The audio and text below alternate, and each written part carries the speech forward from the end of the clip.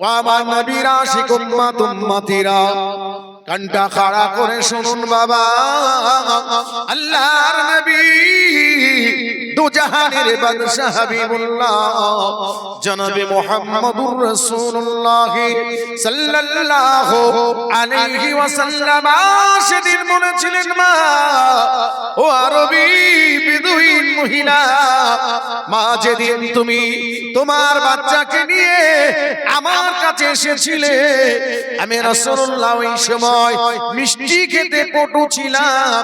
মিষ্টিটা আমি রাসূল বড় ভালোবাসতাম।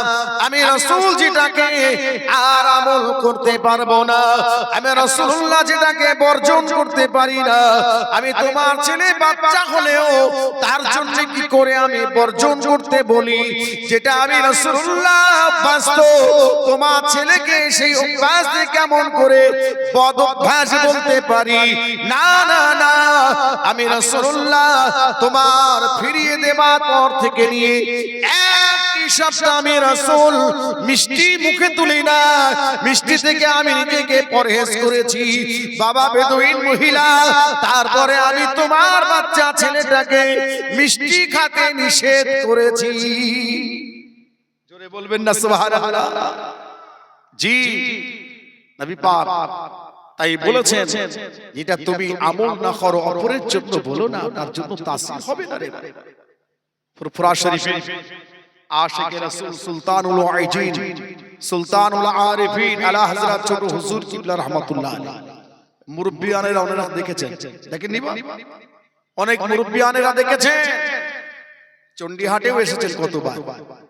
জি হুজুর কিবলা যখন ওয়াজ করতেন, হুজুর কিবলা যখন ওয়াজ করতেন, জি মাহফিলে হুজুর বলতেন, বাবা কাঁদো, আল্লাহর ভয়ে কাঁদো, গুনার ভয়ে কাঁদো, জাহান্নামের ভয়ে কাঁদো, মওতের ভয়ে, কবরের ভয়ে কাঁদো। হুজুর কিবলা এতটুকু বলতে মাত্র অবকাশ মহলায় মাহফিলে কান্নার রোল উঠে যেত, তাই না? মানুষ কেঁদে জারে জার হয়ে যেত, পাগল হয়ে যেত। জি কারণ তার মধ্যে ছিল আমল, তার মধ্যে ছিল কি আমলি জিন্দেগি ছিল, তাই তার কথায় তাসির করে মানুষও কেঁদে জারে জার হয়ে যেত। আজকে বর্তমান ইন্টারন্যাশনাল বক্তা সমস্ত আসছে, জি আমাদের গ্রামে মহল্লায় পাড়ায় পাড়ায় দেখছি ওয়াজ করছে, তো হাসাতে হাসাতে একেবারে জি কাপড় খারাপ হয়ে যাচ্ছে, তাই না? মাহফিল হাসতে হাসতে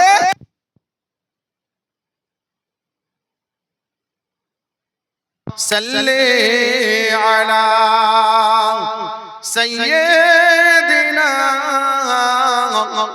মাওলানা মুহাম্মদ আলা আলি সাইয়্যিদিনা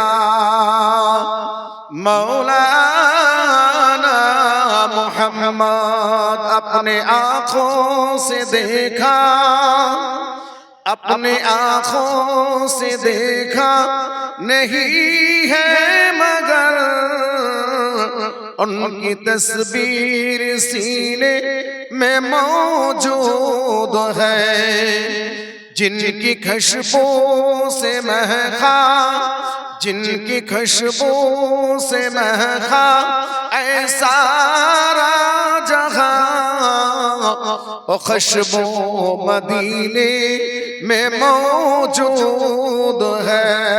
अल्लाहुम्मा सल्ली अला सय्यिदिना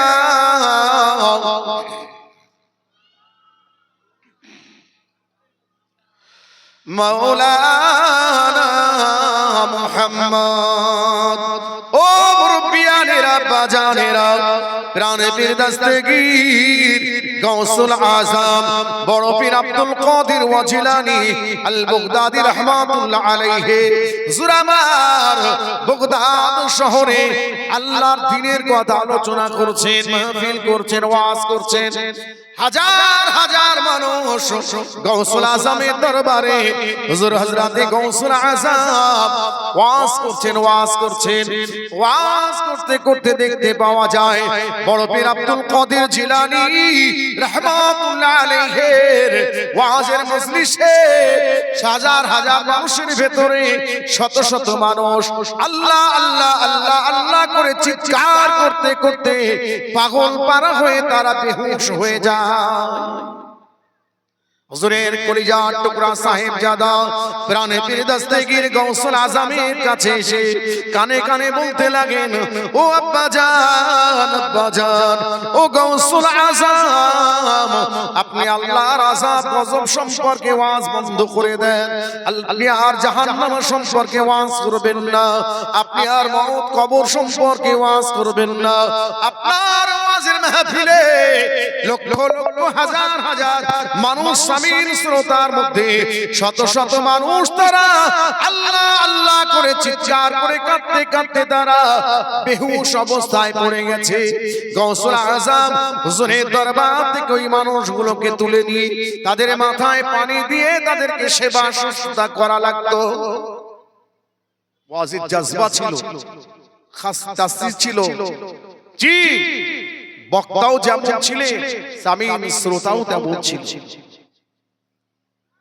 সামিন শ্রোতাও তেমন ছিল। গৌসুল আজম ওয়াজ করছেন, প্রাণে পীর দস্তগীর বড় পীর আব্দুল কাদের জিলানী রাহমাতুল্লাহ আলাইহি ওয়াজ করছেন। বাবা এক সময় দেখতে পাওয়া যায় হুজুরের মাথার পাগড়ির একটা পেঁচ খুলে যে ওয়াজের মিম্বারে পড়ে গেল। বড় পীর গৌসুল আজম হুজুর রাহমাতুল্লাহ আলাইহি পাগড়ি কানা নিয়ে ওয়াজের মিম্বারে রেখে দিয়েছিলেন। এ মুসলমান জওয়ান, ওই সময় হুজুরের সামিন শ্রোতা ভক্ত মুরিদগণ চিন্তা করলেন, আমাদের পীর আমাদের শায়েখ গৌসুল আজমের মাথায় পাগড়ি নাই, আর কি আমরা মুরিদ মুহিবিন আমাদের মাথায় কি আর পাগড়ি শোভা পায়? ওই সময় তারা তাদের নিজের মাথার পাগড়িগুলোকে খুলে খুলে গৌসুল আজমের ওয়াজের মিম্বারে জমা করতে লাগলো।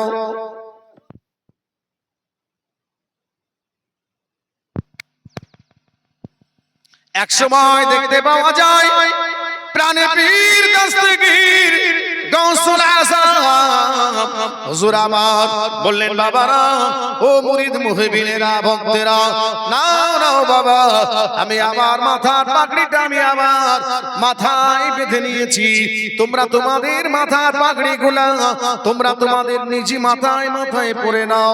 ওই সময় মিম্বার থেকে সকলে একে একে তাদের মাথার পাগড়িগুলোকে তুলে নিয়ে যে যার মাথায় বেঁধে নিল। বাবা দেখতে পাওয়া যায় একটা হাত দুয়ারায় একটা রুমালি একটা ওড়না ওই ওয়াজের মিম্বারে পড়ে রয়েছে। ওই ওড়নাটার হদিস কেউ হলো না, ওড়নাটার ওয়ারিস কেউ ছিল না, ওড়নাটা ওয়াজের মিম্বারে পড়ে রইল। সামিন শ্রোতাদের মধ্যে কেউ সেটা তুলে নিল না। মুসলমান ওই সময় গৌসুল আজম বড় পীর আব্দুল কাদের জিলানী রাহমাতুল্লাহ আলাইহি ওয়াজের মিম্বার থেকে ওই রুমালখানা ওড়নাখানাকে নিয়ে নিজের কাঁধ মুবারকের উপরে রেখে দিলেন। রেখে দেওয়ার সঙ্গে সঙ্গে দেখতে পাওয়া যায় গৌসুল আজমের ওই হাত থেকে কাঁধ মুবারক থেকে ওই মাথা বাঁধা ওড়নাখানা কোথায় গায়েব হয়ে গেল, অদৃশ্য হয়ে গেল। হুজুরের সামিন শ্রোতাগণ গৌসুল আজমকে সওয়াল করেন, প্রশ্ন করেন, ও আমাদের পীর ও শায়েখ ও জামানার আল্লাহর ওলি গৌসুল আজম, আপনি ওয়াজ করতে করতে মস্তি হালাতে আপনার মাথার পাগড়ির প্যাঁচটা খুলেছে, মাথার পাগড়িটা ওয়াজের মিম্বারে পড়ে গেল। হুজুর গো, আমরা চিন্তা করলাম আমাদের পীর ও শায়েখের মাথায় যখন পাগড়ি নাই, আমাদের মাথায় কি আর পাগড়ি পাগড়িটা শোভা পায়। সেই জন্য আমাদের মাথার পাগড়িগুলো খুলে খুলে আপনার ওয়াজের মিম্বারে জমা করে দিয়েছিলাম। ও গৌসুল আযম, এক সময় আপনি আপনার মাথার পাগড়িটা আপনার মাথায় পরে নিলেন, আর আপনি অর্ডার করলেন আমরা সঙ্গে সঙ্গে আমাদের মাথার পাগড়িগুলো যে যার নিয়ে আমাদের নিজ নিজ মাথায় বেঁধে নিলাম।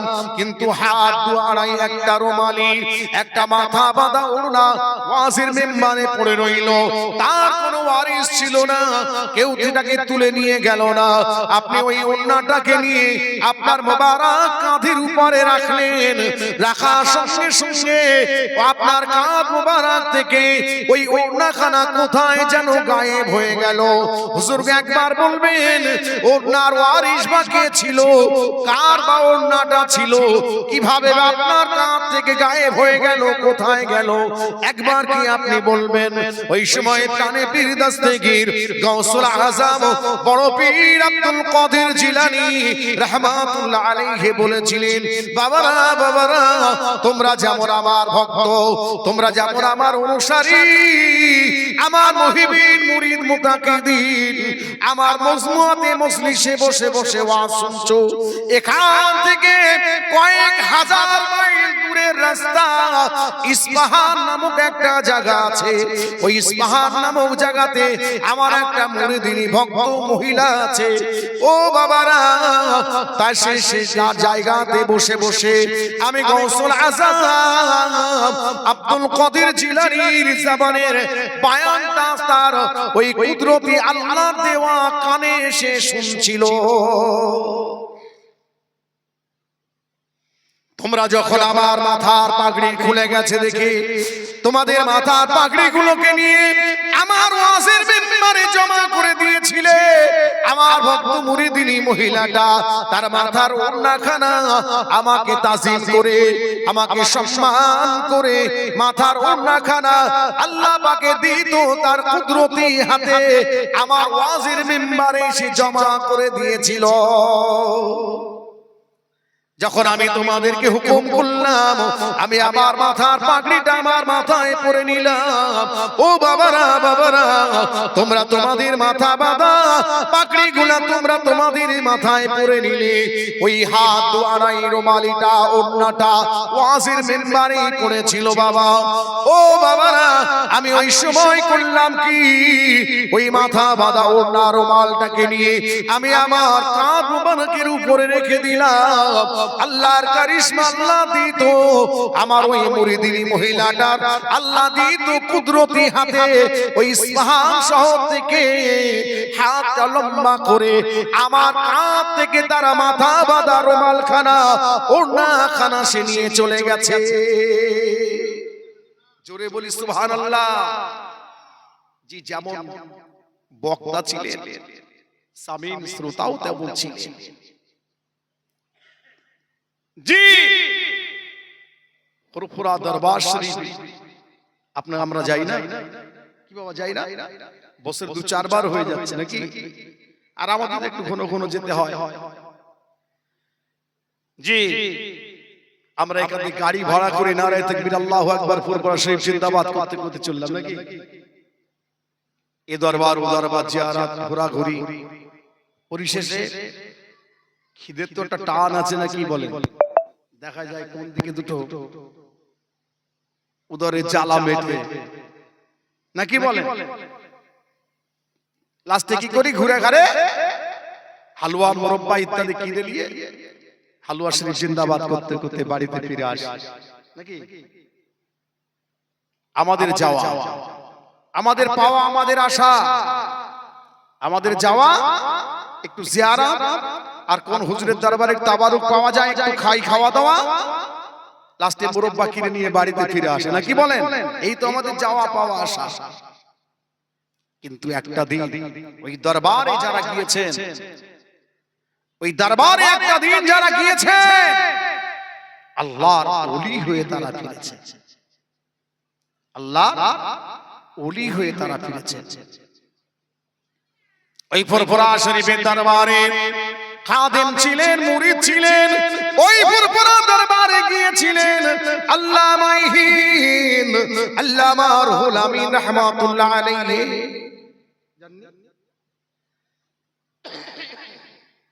এই ফুরফুরা শরীফে গিয়েছিলেন। এ মুসলমান, 18 ভাষায় যিনি এমএ অর্জন করেছিলেন, অসংখ্য ভাষায় কথা বলতে পারতেন, ডক্টর শহীদুল্লাহ রহমাতুল্লাহ আলাইহি বাইতুল মুকাররমের পাশে, জি ঢাকাতে হুজুর শুয়ে আছেন। ঢাকা বিশ্ববিদ্যালয়ের তিনি প্রিন্সিপাল ছিলেন, দীর্ঘজীবী। জাতা মানুষ নয়, বেশি দূরের মানুষ নয়, আপনার আমার পাশের মানুষ, কাছের মানুষ। এই হাড়োয়া পেয়ারাতে হুজুরের ঘর ছিল। হাড়োয়া পেয়ারা হুজুরের জন্মস্থান। 18 ভাষা ফুরফুরা দরবারে গিয়েছিলেন আল্লাহর জিন্দা ওলি হয়ে, আল্লাহর পেয়ারা বন্ধু হয়ে দরবার থেকে ফিরেছে। সুফি আব্দুল মোমেন রহমাতুল্লাহ নাম শুনেন? জি, যিনি হিন্দু ঘরের সন্তান ছিলেন, নাম ছিল যার প্রতাপ চন্দ্র সেন। কি নাম ছিল? প্রতাপ চন্দ্র সেন। সেন বংশের একজন ব্রাহ্মণ সন্তান। জি, ফুরফুরা দরবারে দাদা হুজুর কিবলার সংস্পর্শে এসে আল্লাহ পাক এমন জিন্দা ওলি বানিয়ে দিলেন, আজ শুয়ে আছেন বাকুর শরীফের জমিনে। দেখে আসবেন, ছোট্ট সোফাটায় শয় শয় মানুষকে মেহমানদারি করেছেন, শত শত মেহমানকে মেহমানদারি করেছেন। ছোট্ট একটা সোফা হাড়ি আজও রাখা আছে, লাঠিটা আজও আছে। এ মুসলমান নওজোয়ান, এ মুরব্বিয়ানেরা, ওই সেই ফুরফুরা শরীফ যেখানে আল্লাহ ওলি বানার কারখানা, একটা দুইটা নয়, বাংলা সাপ, এপার বাংলা ওপার বাংলার লক্ষ লক্ষ মুরিদ মুতাকিদিন ভক্ত আজও আসে ফুরফুরা শরীফের জমিনে। কিন্তু না না না, সেদিন একটা দিন ছিল যারা ফুরফুরা শরীফের জমিনে এসেছিলেন তারা আল্লাহ পাকের জিন্দা ওলি বান্দা হয়ে ফিরেছিলেন।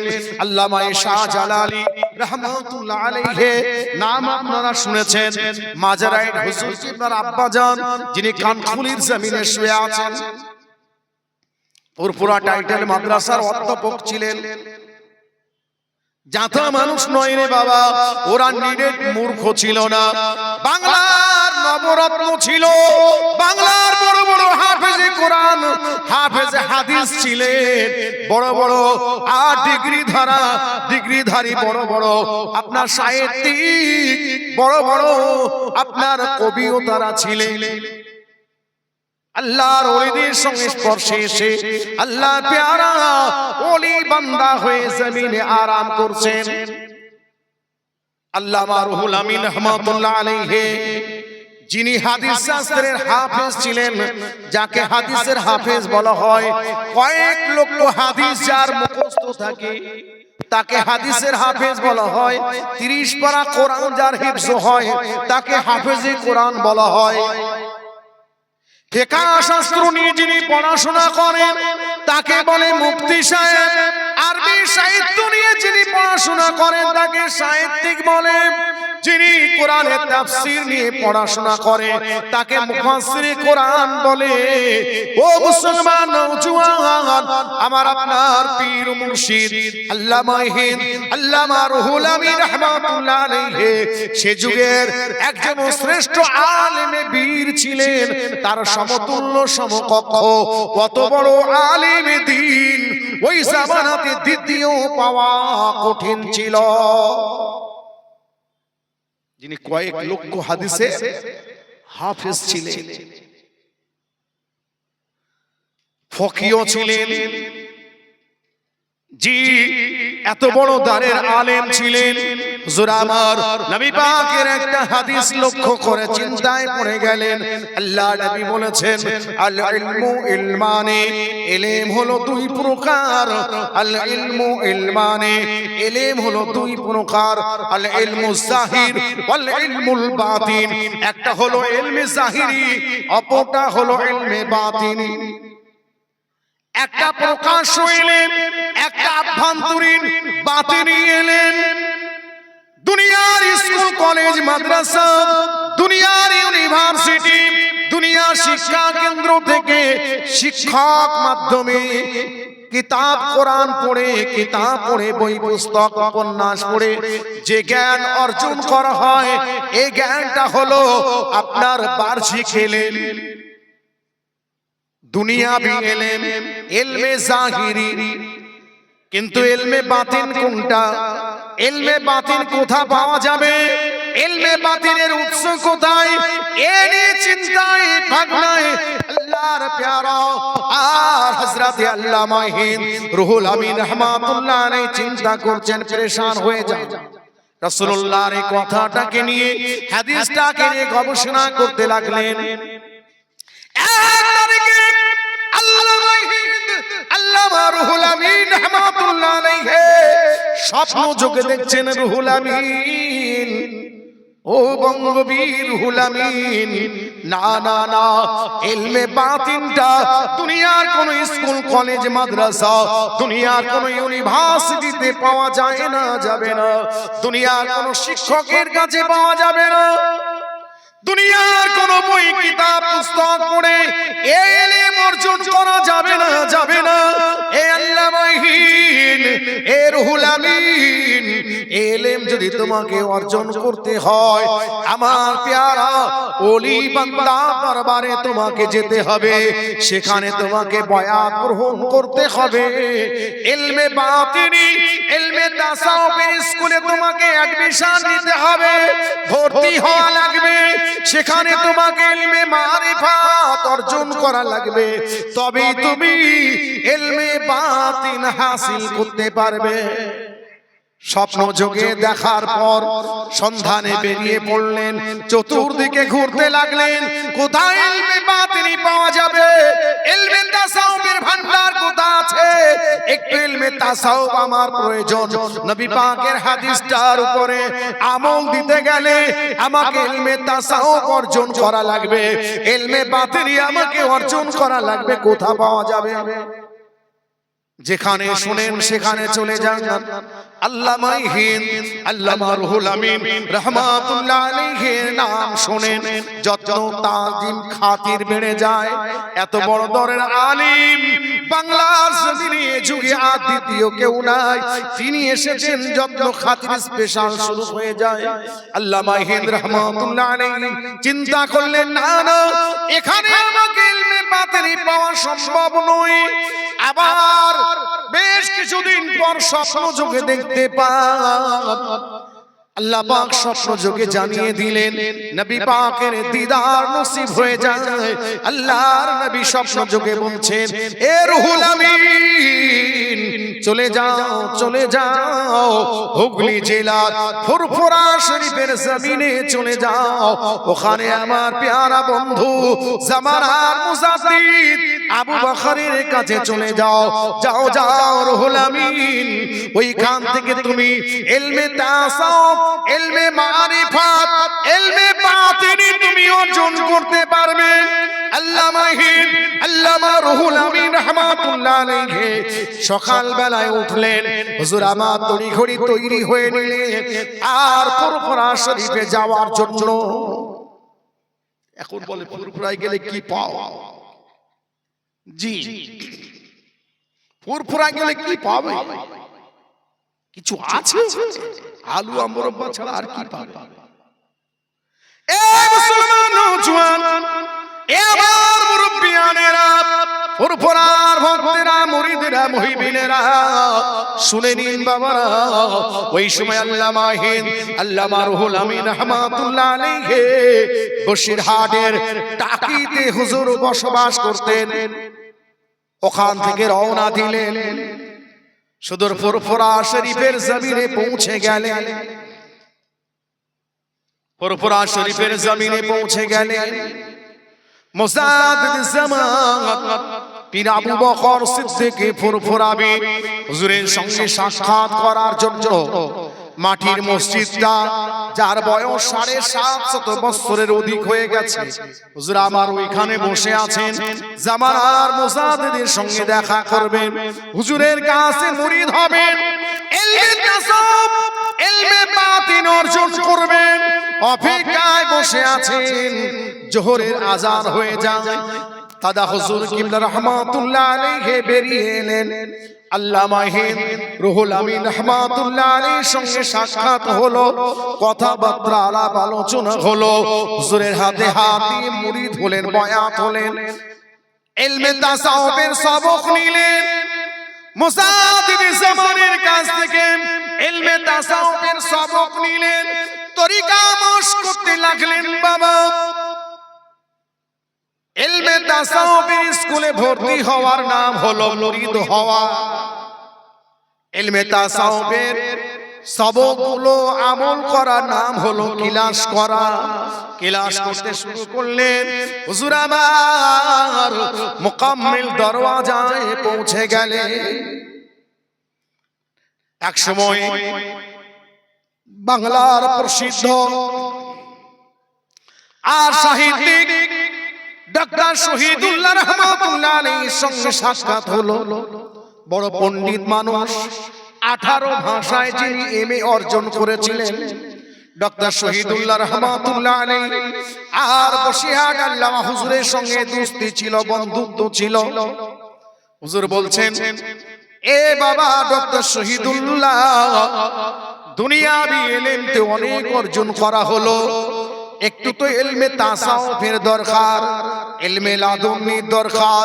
নবী পাক হাদিস পাকে বলেছেন, আল ইলমু ইলমানে, ইলম হলো দুই প্রকার, আল ইলমু জাহির ওয়াল ইলমুল বাতিন। একটা হলো ইলমে জাহিরি, অন্যটা হলো ইলমে বাতিনি। ইলমে জাহিরি বিদ্যা বুদ্ধি আল্লাহ পাক আমাকে আপনাকে যথেষ্ট দিয়েছেন, কিন্তু ইলমে বাতিনি তো অর্জন করা হলো না। চলুন না ভাই একবার ফুরফুরা শরীফে মুজাদ্দিদ জামানের দরবারে যাই। আমি রুহুল আমিন মুজাদ্দিদ জামানের হাতে হাত দিয়ে বায়াত গ্রহণ করেছি, আর ইলমে তাসাউফের স্কুলে অ্যাডমিশন নিয়েছি, তরিকা মশক করেছি। আমি ইলমে তাসাউফের সবক আমল করি। ইলমে তাসাউফের স্কুলে আমি রীতিমতো ক্লাস করি। ইলমে তাসাউফের মাধ্যম দিয়ে আমি রুহুল আমিনকে আল্লাহ পাক অনেক কিছু দিয়েছেন। এই ডক্টর শহীদুল্লাহ আল্লাহ পাক এমন মুকাম্মিল দরওয়াজা দিয়েছে। আমি রুহুল আমিন যখন আসমানের দিকে চোখটা তুলে তাকাই, এই শান্তমুখ আসমান ভেদ করে আল্লাহ পাকের আরশ আজিম পর্যন্ত দেখতে পাই। আর জোরে বলবেন না সুবহানাল্লাহ। শুধু তাই নয়, আমি রুহুল আমিন জমিনের দিকে যখন নজর করি, সাত তবক জমিনের নিচে আলা সিজ্জিন মুকামটাও আমি রুহুল আমিন আমার চোখে আমি দেখতে পাই। জি, যাতা চোখে দেখা যায়, এই চোখ তৈরি করা লাগে, এই চোখ তৈরি করা লাগে। কোথা আছে? প্রত্যেকটা মানুষের হৃদয় চোখ, অন্তর চক্ষু, যেটা হলো আল্লাহর নবী হাদিস পাকে বলেছেন, আলা ওয়াহিয়াল কলব, আলা ওয়াহিয়াল কলব, যেটা আপনার বাম দিকের দুধের দুই আঙুল নিচে একটা ছোট্ট গোস্তের টুকরা আছে, ওটার নাম হলো কলব। ওই অন্তঃকরণটা যখন, ওই অন্তর চক্ষুটা যখন খুলে যায়, তামাম পৃথিবীর জমিনটা ওই ব্যক্তির সবচেয়ে